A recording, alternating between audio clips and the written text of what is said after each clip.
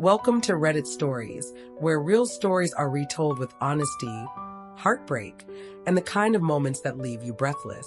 Today is part 9 of Mark's 12-day collapse of trust.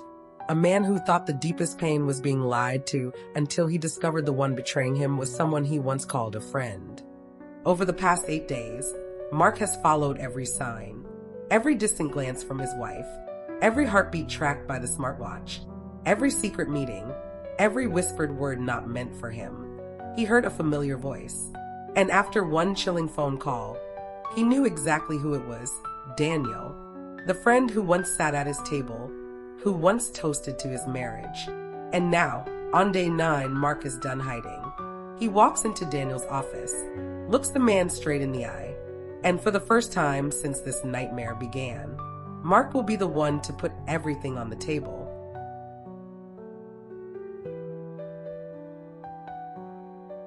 Day 9, eye to eye with the enemy. Mark's story, day 9 of hell. The worst part of betrayal is when the knife has your friend's fingerprints on it. I didn't sleep the night before, not out of anxiety, not fear, but because something inside me had shifted. The grief was gone, the confusion too. All that remained was clarity. I knew where Daniel worked, a shared office space downtown. He ran a consultancy firm, something vague and forgettable enough to stay under the radar. But I remembered, because Sarah had once helped design his company logo. Funny how little things come back when they want to hurt you. I didn't call ahead, didn't text. I wanted it raw, real, face to face, man to man. I walked into the building around 11 a.m., took the elevator to the 6th floor. My reflection in the mirror doors stared back, eyes sharp, shoulders squared. This wasn't weakness anymore. This was war. The receptionist recognized me. "Hi, Mark. Haven't seen you in a while." I smiled politely. "Is Daniel in?" "Sure. He's in the glass room. Want me to tell him you're here?" "No," I said. "I'll surprise him." I turned the corner, and there he was, Daniel, sitting at a table, sipping coffee, scrolling his phone. Relaxed, unbothered, smiling. The kind of smile you wear when you think no one knows who you really are. I opened the door. He looked up, and in that split second, he knew. His face didn't show shock or guilt. It showed calculation, panic behind calm eyes, the look of a man building lies faster than he can speak them. "Mark," he said, standing up. "Hey, what a surprise." I didn't answer right away. I walked in, closed the door behind me.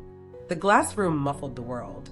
It was just us now, 2 old friends, and one unforgivable truth between us. "Sit," I said.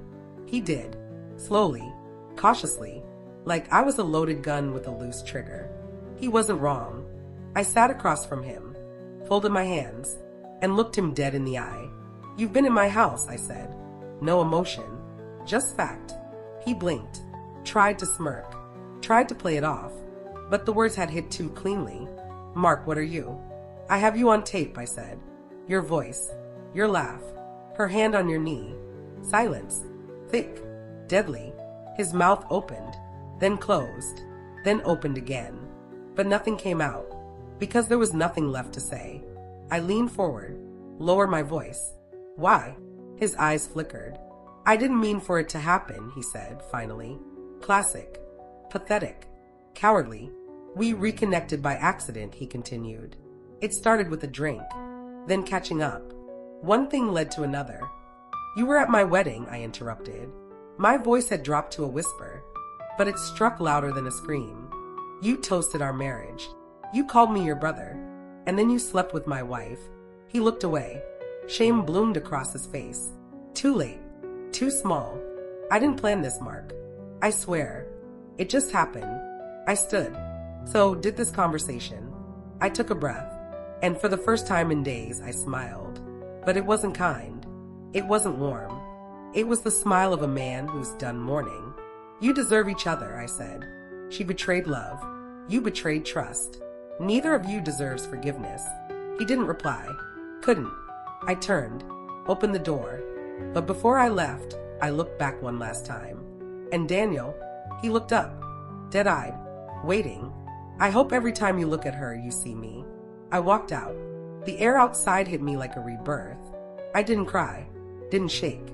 I just walked. Calm, alive, awake. Tomorrow, Sarah and I have a talk. Not about saving anything, just about ending it. Clean. Make sure to subscribe to the channel so you don't miss what happens next in Mark's story.